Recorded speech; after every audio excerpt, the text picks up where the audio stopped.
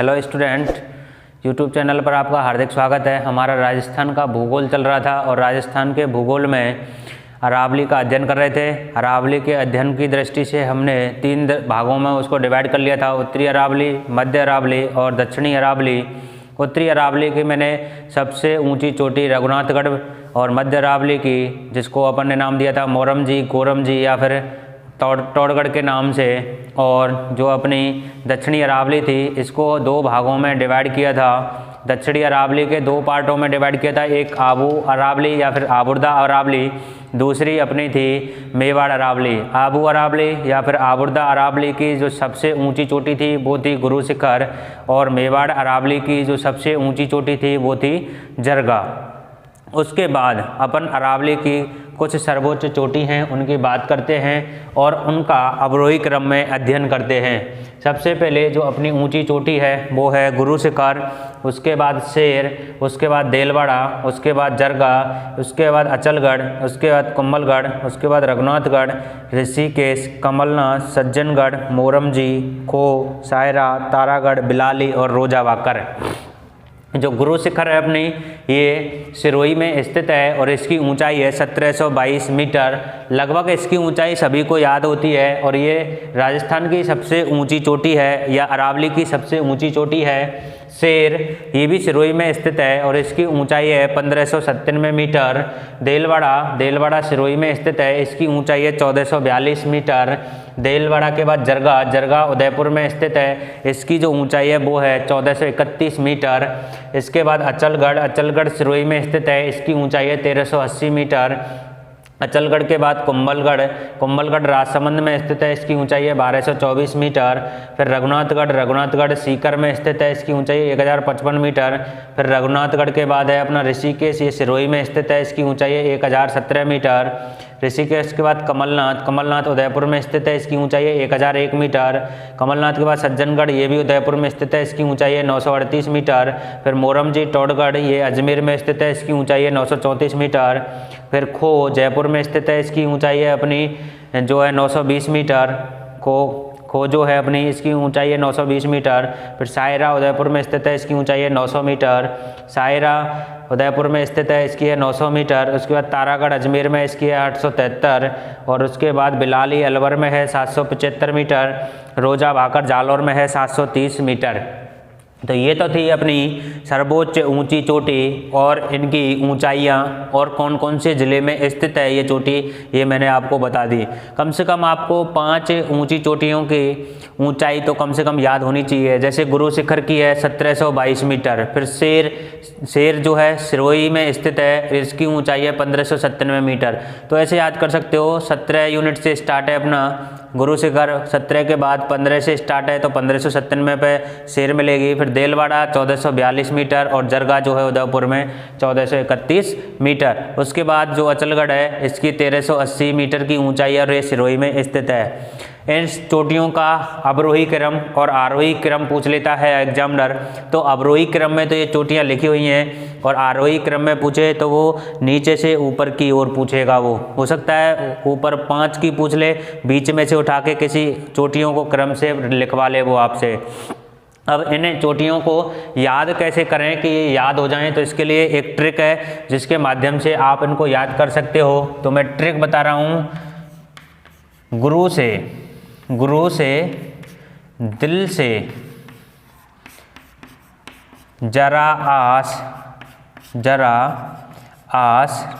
गुरु से आस कीजिए। कैसे? दिल से। गुरु से दिल से जरा आस कीजिए। फिर क्या लिखोगे? कुंभा रघुनाथ ऋषि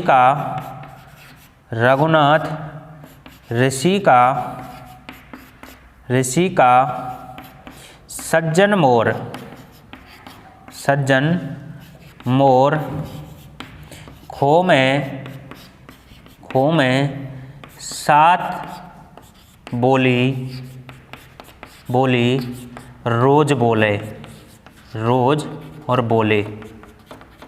ठीक है, तो ये अपनी शॉर्ट ट्रिक है। इसके माध्यम से अरावली की सर्वोच्च ऊंची चोटियों को आप याद कर सकते हो।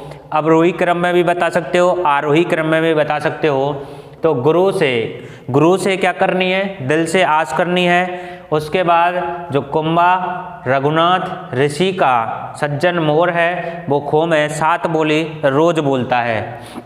तो गुरु से मतलब है गुरु शिखर, से मतलब है शेर, दिल से का मतलब है यहाँ पे देलवाड़ा, जरा से मतलब है जरगा, आस से मतलब है अचलगढ़, और कुंभा से मतलब है कुंभलगढ़, रघुनाथ से मतलब है रघुनाथगढ़, उसके बाद ऋषि से मतलब है ऋषिकेश, और का से मतलब है कमलनाथ, सज्जन से मतलब है सज्जनगढ़, मोर से मतलब है मोरम जी या टोडगढ़ या फिर गौरम जी, खो में खो का मतलब है खो, और सा से सायरा, ता से तारागढ़, बोली से बिलाली, और रोज से रोजा भाकर, और बोले का कोई मीन्स है नहीं यहाँ पर। तो ये अपनी अरावली की सर्वोच्च ऊंची चोटियाँ थी। ऊंची चोटी उनकी ये ट्रिक है, स्थान मैंने बता दिया कौन सी जो चोटी है वो कौन से ज़िले में स्थित है, और ये इनकी ऊंचाई है। आप इस ट्रिक के माध्यम से सारी चोटियों को याद कर सकते हो। अवरोही और आरोही क्रम में आप इसका आंसर दे सकते हो। यहाँ से इंपॉर्टेंट क्वेश्चन भी बनता है। अवरोही क्रम में अरावली की ऊँची चोटियाँ पूछ लेता है, आरोही क्रम में अरावली की ऊँची चोटियाँ पूछ लेता है। तो ऊंचाई के अनुसार हमें अवरोही और आरोही क्रम बताने हैं उसके। इसके बाद जो अपना टॉपिक है वो है अरावली के दर्रे या फिर नाल। इन्हीं को लाके नाम से भी जाना जाता है, इनको लाके नाम से भी जानते हैं। हिमालय में जो दर्रे या नाल बने हुए हैं उनको लाके नाम से जानते हैं, जैसे बुर्जिला, जोजिला या नाथुला। तो ये हिमालय के दर्रे हैं, तो उनको लाके नाम से भी जानते हैं। अब अरावली के जो नाल और दर्रे हैं, ये नाल और दर्रे होते क्या हैं कि जो पर्वतों के मध्य नीचा और जो तंग रास्ता होता है जो 2 ओर के रास्तों को जोड़ता है, उसको अपन किसके नाम से जानते हैं, दर्रे या फिर नाल या फिर लाक के नाम से जानते हैं। यानी 2 स्थानों को, पर्वतों के बीच जो तंग रास्ता है जो 2 स्थानों को क्या करता हो, जोड़ता हो, दोनों ओर के स्थानों को जोड़ता है, उसको नाल के नाम से या दर्रे के नाम से जानते हैं। अब राजस्थान में कुछ प्रमुख नाल और दर्रे हैं, उनकी अपन चर्चा करते हैं। और ये जो नाल और दर्रे हैं अरावली में मिलेंगे, तो अरावली में मिलेंगे तो सबसे पहले मैं बात करता हूँ उदयपुर की बात करता हूँ। तो उदयपुर में सबसे पहले जो अपनी नाल है वो है ढेबर नाल, उसके बाद केवड़ा की नाल, फुलवारी की नाल और हाथी नाल। उदयपुर में कौन कौन सी नाल स्थित हैं, ढेबर नाल, केवड़ा की नाल, फुलवारी की नाल, उसके बाद हाथी नाल। फिर उदयपुर से थोड़ा ऊपर की तरफ चलते हैं तो राजसमंद में जो नाल मिलेंगे, हाथीगुड़ा नाल, फिर कमली या फिर खामली घाट, फिर गोरम घाट, और उसके बाद जो अपनी है पगल्या या झीलवा की नाल। पगल्या या झीलवा की नाल है वो राजसमंद को पाली से कनेक्ट करती है, और राजसमंद मेवाड़ है और पाली मारवाड़ में आता था। यानी मेवाड़ को मारवाड़ से जोड़ने वाला जो नाल या दर्रा है तो वो कौन सा है, पगल्या या फिर झीलवा नाल है। आगे चलते थोड़ा सा ऊपर चलेंगे तो पाली में बरनाल और देसूरी नाल पाली में स्थित हैं। और फिर पाली से थोड़ा सा और आगे की तरफ चलते हैं, अजमेर साइड में जाएंगे तो अजमेर के ब्यावर में परवारिया नाल और सुरा नाल। ये राजस्थान की प्रमुख नालें हैं जिनको अपन याद कर सकते हैं। उदयपुर में कौन कौन सी है, ढेबर नाल, केवड़ा नाल, फुलवारी की नाल और अपन हाथी नाल, ये उदयपुर में है। राजसमंद की बात करें तो हाथीगुड़ा नाल है, उसके बाद अपनी कमली या फिर खामली घाट है, गोरम घाट है, फिर पगल्या जो है या झीलवा की नाल जो मेवाड़ और मारवाड़ को जोड़ती है, राजसमंद और पाली को कनेक्ट करती है। उसके बाद अपन पाली में बात करें तो बरनाल और देसूरी नाल है। उसके बाद ब्यावर अजमेर में जो है परवारिया की नाल या फिर सुरा नाल। अगर बात करें कि सर्वाधिक नाल राजस्थान में सर्वाधिक नाल कौन से ज़िले में है, तो वो सर्वाधिक नाल अपने राजसमंद ज़िले में है। और जो अपनी फुलवारी की जो नाल है, फुलवारी की नाल से सोम, मानसी, बाकल नदियाँ बहती हैं। तो ये थी अपनी राजस्थान की जो अरावली की जो नाल और जो दर्रे हैं उनके, और अरावली की सर्वोच्च चोटियों के बारे में अध्ययन करते हैं। अब आगे अपन पढ़ेंगे जो अरावली है इसका महत्व क्या है। देखिए दोस्तों, अरावली के महत्व में सबसे पहले मैं आपको फर्स्ट पॉइंट बताता हूँ, मरुस्थलीकरण का महत्व।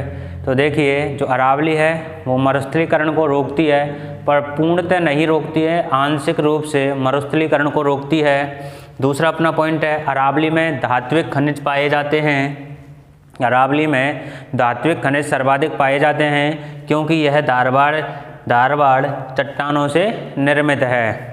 तीसरा, अरावली में जैव विविधता सर्वाधिक पाई जाती है क्योंकि यहाँ पर वनस्पति भी क्या होती है, सर्वाधिक होती है। अगला, राजस्थान की अधिकांशतः नदियों का उद्गम अरावली से होता है। तो राजस्थान की जो नदियाँ हैं उनका अधिकांशतः उद्गम अरावली से होता है, पर सभी नदियों का उद्गम अरावली से नहीं होता है, पर ज़्यादातर नदियों का उद्गम जो है अरावली से है। अगला है जो अरावली है वो राजस्थान के मानसून को प्रभावित करती है और बरसात करवाती है राजस्थान में। तो ये हमारे अरावली के महत्व हैं। और जो अपनी प्राचीन सभ्यताएं हैं, जो अपनी प्राचीन सभ्यता हैं उनकी भी जननी जो है अरावली को माना जाता है। और जो नवीनतम सभ्यताएं हैं, नगरीय सभ्यताएं हैं, उनकी भी जननी अरावली को माना जाता है। अगला अपना जो है अगला टॉपिक जो है अरावली और राजस्थान की अन्य प्रमुख पहाड़ियाँ हैं, तो उनके बारे में अपन चर्चा कर लेते हैं। जैसे मान लो भाकर आ जाए, ओनली भाकर, तो भाकर जो पहाड़ी होगी अपनी वो सिरोही में होगी, भाकर पहाड़ी सिरोही में होगी। अगर पहाड़ी का नाम और पहाड़ी के नाम के साथ भाकर या भाकरी लग जाए तो वो जालौर ज़िले में होगी। अगला, पहाड़ी के नाम के साथ मंगरा या मंगरी लग जाए वो उदयपुर में होगी। और पहाड़ी के नाम के साथ डूंगरी लग जाए वो जयपुर में होगी। जैसे मोती डूंगरी, गणेश डूंगरी, बीजक डूंगरी, तो ये सब कहाँ पर हैं, जयपुर में स्थित है। ठीक है। इसराना भाकर, जालाना भाकर, ये जालौर में होंगे। तो ऐसे पहाड़ी के नाम के साथ अगर भाकर भाकरी लग जाए जालौर में, मंगरा मंगरी लग जाए उदयपुर में, और अगर पहाड़ी के नाम के साथ डूंगरी लग जाए तो वो जयपुर में। ऐसे अपन पहाड़ियों के नाम याद कर सकते हैं और उनके ज़िले भी याद कर सकते हैं। ओनली फॉर भाकर आ जाए तो भाकर कहाँ है, सिरोही में। और सिरोही में भाकर का मतलब है कि जो छोटी एवं तीव्र ढाल की जो पहाड़ियाँ होती हैं उनको अपन भाकरी के नाम से जानते हैं। सिरोही डिस्ट्रिक्ट में उनको भाकर के नाम से जानते हैं। अब देखिए प्रमुख और पहाड़ियों के नाम, जैसे त्रिकुट पहाड़ी और त्रिकुट पर्वत। तो त्रिकुट जो पहाड़ी है ये जैसलमेर में है, इस पर सोनार दुर्ग बना हुआ है। और त्रिकुट पर्वत करौली में है, जिस पर कैला देवी का मंदिर बना हुआ है। अगला है चिड़ियाटूक पहाड़ी पर मेहरानगढ़ दुर्ग बना हुआ है और ये जोधपुर में स्थित है चिड़ियाटूक पहाड़ी। अगला है छप्पन की पहाड़ी बाड़मेर में है। इन्हीं को गोलाकार पहाड़ियों के नाम से भी जाना जाता है। तो जो छप्पन की जो पहाड़ियाँ हैं ये बाड़मेर में हैं, इन्हीं को गोलाकार पहाड़ियों के नाम से भी जाना जाता है। अब जो छप्पन की पहाड़ी और गोलाकार पहाड़ी हैं, इनकी जो प्रमुख एक पहाड़ी का नाम नाकोड़ा पर्वत जो है इसको राजस्थान के मेवानगर के नाम से जाना जाता है। इन्हीं पर एक पिपलूद पहाड़ी है, पिपलूद पहाड़ी को राजस्थान का लघु माउंट आबू के नाम से जाना जाता है। अगला है जो बाड़मेर और जो जालौर में की पहाड़ियों हैं, बाड़मेर और जो जालौर में की पहाड़ियाँ हैं, इनमें सर्वाधिक ग्रेनाइट या फिर रायोलाइट चट्टानें पाई जाती हैं। यहाँ से एक बार क्वेश्चन पूछा भी गया था, RMSSB ने पूछा था कि बाड़मेर और जालौर की पहाड़ियाँ हैं, इनमें क्या मिलता है, तो ग्रेनाइट व रायोलाइट। अगला जो अपना है कुछ विशेष आकृतियों के नाम से भी पहाड़ियों को जाना जाता है। तो जैसे मैंने बताया था छप्पन की पहाड़ी या फिर गोलाकार पहाड़ी के नाम से आ जाए तो इन्हें बाड़मेर ज़िले में छप्पन की पहाड़ियों या फिर गोलाकार पहाड़ियों के नाम से जाना जाता है। दूसरा है घोड़े की नाल जैसी पहाड़ी, तो घोड़े की नाल जैसी जो पहाड़ियाँ हैं वो अपने 12 डिस्ट्रिक्ट में पाई जाती हैं। तस्तरी नुमा पहाड़ी या फिर गिरवा के नाम से अगर आए, ऐसे पूछ ले गिरवा पहाड़ी कहाँ है या फिर तस्तरी नुमा पहाड़ी कहाँ पर हैं, तो ये उदयपुर में इनको जो पहाड़ियाँ हैं इनको तस्तरी नुमा पहाड़ियों के नाम से या गिरवा के नाम से जाना जाता है। अगला है कि अर्धचंद्राकार पहाड़ियाँ कहाँ पाई जाती हैं, तो अर्धचंद्राकार पूछ ले तो अर्धचंद्राकार कोटा, बूंदी और झालावाड़ में। अगर पूछ ले आपसे कि कोटा और झालावाड़ में जो पहाड़ियाँ हैं उनको किस नाम से जाना जाता है, तो मुकुंदरा हिल्स के नाम से उन पहाड़ियों को जाना जाता है, मुकुंदरा की पहाड़ियों के नाम से जाना जाता है। अगर पूछ ले कि कोटा, बूंदी और झालावाड़ में किस नाम से जाना जाता है, तो अर्धचंद्राकार नाम से इनको जाना जाता है। तो ये अपनी विशेष आकृति की पहाड़ियाँ थी जिनको मैंने आपको बता दिया। आप इसका स्क्रीनशॉट भी ले सकते हो, स्क्रीनशॉट ले सकते हो आप इसका जब तक। ठीक है दोस्तों, देखिए अब आगे अरावली की कुछ और अन्य प्रमुख पहाड़ियाँ हैं। रोजा भाकर जालौर में, इसराना भाकर जालौर में, झारोला भाकर जालौर में, जसवंतपुरा की पहाड़ियाँ जालौर में। तो मैंने बताया था पहाड़ी के नाम के साथ अगर भाकर या भाकरी लग जाए तो वो जालौर में है। तो रोजा भाकर हो गया, इसराना भाकर, झारोला भाकर। तो देखिए इनके साथ ये पहाड़ी के नाम है रोजा, इसराना, झारोला, ये लोकेशन है, इनके साथ भाकर जुड़ गया तो ये जालौर में मिलेंगे अपन को। जसवंतपुरा की पहाड़ी ये भी जालौर में है और इसकी डोरा पर्वत इसकी सर्वोच्च ऊंची चोटी है। अगला है सुंडा पर्वत, सुंडा पर्वत भी जालौर में है। ये इस पर सुंडा पर्वत पर सुंदा माता का मंदिर बना हुआ है। इस पर प्रथम रोपवे बनाया गया था 2006 में और ये भालू संरक्षित क्षेत्र है।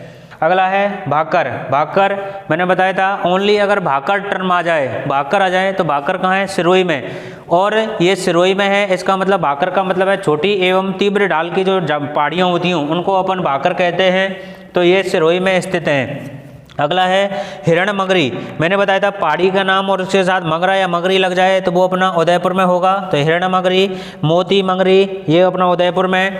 मोती मगरी पर फतेह सागर झील बनी हुई है, ये उदयपुर में है। अपना अगला है मछली मगरा, इस पर पिछोला झील बनी हुई है मछली मगरा के पास, ये उदयपुर में है। इस पर सेकंड रोपवे बनाया गया था 2008 में। अगला है जरगा, जरगा मैंने बताई थी ये दक्षिणी जो अपनी दक्षिणी अरावली में जो मेवाड़ अरावली थी उसकी सर्वोच्च ऊंची चोटी थी, ये अपनी उदयपुर में स्थित है। रागा पहाड़ी ये भी उदयपुर में है। जरगा और रागा पहाड़ी के मध्य जो हरियाली है उसको अपन देसरों के नाम से जानते हैं उदयपुर में, यानी जरगा और रागा पहाड़ी के मध्य जो विकसित हरियाली है उसको देसरों के नाम से जानते हैं उदयपुर में। गोगुंदा, गोगुंदा जो है गोगुंदा से आयर या बेड़ज नदी जो है उसका उद्गम होता है, ये भी उदयपुर में है। बीचा मेड़ा की जो पहाड़ियाँ हैं इनसे सोम नदी का उद्गम होता है, ये भी उदयपुर में है। अगली है बिजराल की पहाड़ी, इससे खारी नदी का उद्गम होता है, ये राजसमंद में है। दुबेर की पहाड़ी से कोठारी नदी का उद्गम होता है, ये भी राजसमंद में है। खमनौर की पहाड़ी से बनास नदी का उद्गम होता है, ये भी राजसमंद में है। नाग पहाड़ी जो है वो अपनी अजमेर में है, इनसे लूनी नदी का उद्गम होता है नाग पहाड़ियों से। और जो अपनी नाग पहाड़ियाँ हैं यहाँ पर पुष्कर झील है अजमेर में, और इस पुष्कर झील के पास सावित्री माता का मंदिर बना हुआ है, उस मंदिर पर थर्ड रोपवे बनाया गया था 2016 में। अगली अपनी मोती डूंगरी जयपुर में है, झालाना डूंगरी जयपुर में है, यानी जिनके साथ डूंगर या डूंगरी लग जाए वो अपनी कहाँ पर हैं, पहाड़ी के नाम के साथ अगर डूंगर या डूंगरी लग जाए वो जयपुर में स्थित हैं। देखिए अब अगली महादेव डूंगरी, गणेश डूंगरी, भीम डूंगरी, बीजक डूंगरी, ये सब जयपुर में स्थित हैं। डूंगर डूंगरी लगा हुआ है पहाड़ी के नाम के साथ, जयपुर में स्थित हैं। और जो महादेव डूंगरी, गणेश डूंगरी, भीम डूंगरी, बीजक डूंगरी हैं, इनसे बैराठ में मौर्यकालीन सभ्यता प्राप्त की थी हमने। बैराठ पहाड़ियों से क्या है, बाणगंगा नदी का उद्गम होता है। जयपुर से सेवर पहाड़ी जयपुर में स्थित है, सावी नदी का उद्गम होता है। मनोहर पहाड़ियाँ में इनसे मैंथा या मेड़ा नदी का उद्गम होता है, ये भी जयपुर में है। खंडेला की पहाड़ी सीकर में कांतली नदी का उद्गम होता है। खंडेला की पहाड़ी सीकर में यूरेनियम के भंडार प्राप्त हुए हैं। मालखेत या मालखेत की पहाड़ियाँ ये भी सीकर में हैं। हर्ष पहाड़ी सीकर में है। हर्षनाथ की पहाड़ी अलवर में, उदयनाथ की पहाड़ी अलवर में, पहाड़ी के नाम के साथ अगर नाथ लग जाए तो वो अलवर में है। उदयनाथ की पहाड़ी से रूपालेल नदी का उद्गम होता है। अगला है अपना बैराज पर्वत, ये भी अपना अलवर में है। बबई पहाड़ी झुंझुनू में और बाबई पहाड़ी जयपुर में, ये दोनों हैं, बबई पहाड़ी झुंझुनू में और बाबई पहाड़ी जयपुर में। आड़ावाला पर्वत के नाम से बूंदी में जानते हैं, वहाँ पर जो अरावली है उसको आड़ावाला के नाम से जाना जाता है, वहाँ की पहाड़ियों को आड़ावाला के नाम से जानता है, और ये है बूंदी में। बीजासन पहाड़ी अपनी भीलवाड़ा में है। एक बीचा मेड़ा की पहाड़ी है वो अपनी उदयपुर में है, जबकि बीजासन पहाड़ी कहाँ है, भीलवाड़ा में। तो ये अरावली की प्रमुख पहाड़ियाँ थी जिनके नाम मैंने आपको बता दिए हैं। तो यहाँ से जो अरावली का अध्ययन कर रहे थे अपन, अरावली का अध्ययन कंप्लीट होता है। आगे चलेंगे अपन मैदानी भाग का अध्ययन करेंगे। तब तक के लिए दोस्तों आप इतना पढ़िए। Thank you so much.